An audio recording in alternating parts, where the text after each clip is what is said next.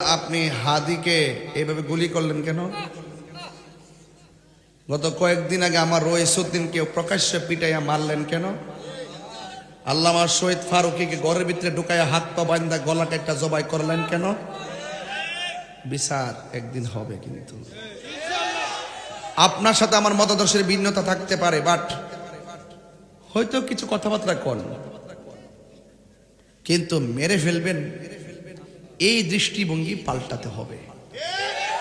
কারণ খুনিদের শাস্তি কিন্তু ভয়ঙ্কর, আর যে খুন যার নেশা একদিন কিন্তু সেও ওই পথের প্রতীকী হবে। আজকে দেখছি আমাদের স্বরাষ্ট্র উপদেষ্টা তিনি ঘোষণা করছেন যে যারা হাদিকে এভাবে গুলি করছে যদি ওই তাকে ধরাই দিতে পারে 50 লক্ষ টাকা দিবে। কত? এই কথাটা আমার কাছে পছন্দ হয়েছে না। একজন স্বরাষ্ট্র উপদেষ্টা এভাবে কথা বললে হবে না। গত কয়েক মাস আগে আমার এই মসজিদের ইমামকে প্রকাশ্যে মারলো, ভিডিও ফুটেজ আছে, তারা প্রকাশ্যে ঘুরতেছে। ওই সময় যদি ওই সমস্ত খুনিদের গলা টিপে ধরা হতো, আজকে হাদিকে গুলি করার সাহস পেত না। আলু দিয়ে আর পেঁয়াজ দিয়ে বুঝদন যেত না। কথা কোন ঠিক না বেটি?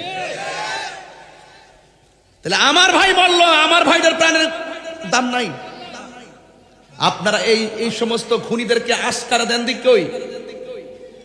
এক বিচারের জন্য পাগল হয়ে যান, আরেক বিচার ছেড়ে দেন।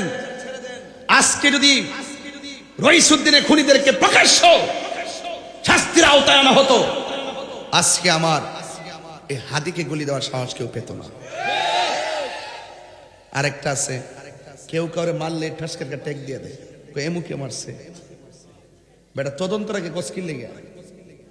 যখন বলে যে এমুক দলে মারছে, এমুক নেতা মারছে, তখন প্রকৃত খুনিরা আড়াল হয়ে যায়।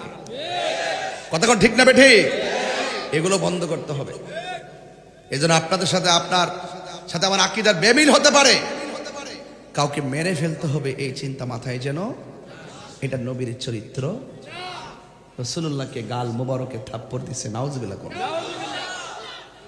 উমর রাদিয়াল্লাহু তাআলা আনহু বলেন, ইয়া রাসূলুল্লাহ, আমার বাবা আপনাকে পাগল বলেছিল, আমার বাবার কল্লা কেটে ফেলে দিছি, আর আমার সামনে আপনাকে থাপ্পড় মারছে, কিছু কন না নবী? রাসূল বলেন, সবর। একটু পরে আমার রাসূল বলতেছেন, আপনি যে আমাকে মারছেন হাতে কি ব্যথা পাইছেন?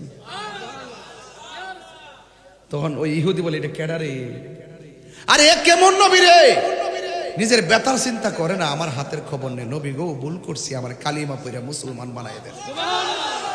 ইসলামটা এত সুন্দর, বুঝতে পারছেন? ইসলামটা এত সুন্দর। আল্লাহ, আমার ভাইয়েরা, লাকাদ কানা লাকুম ফি রাসূলিল্লাহি উসওয়াতুন হাসানা, নবীর মধ্যে আছে আমাদের জন্য উত্তম আদর্শ নিহিত। রাসূল করিম সাল্লাল্লাহু আলাইহি সাল্লাম হলো আমাদের জন্য মডেল। আমরা নবীর আদর্শ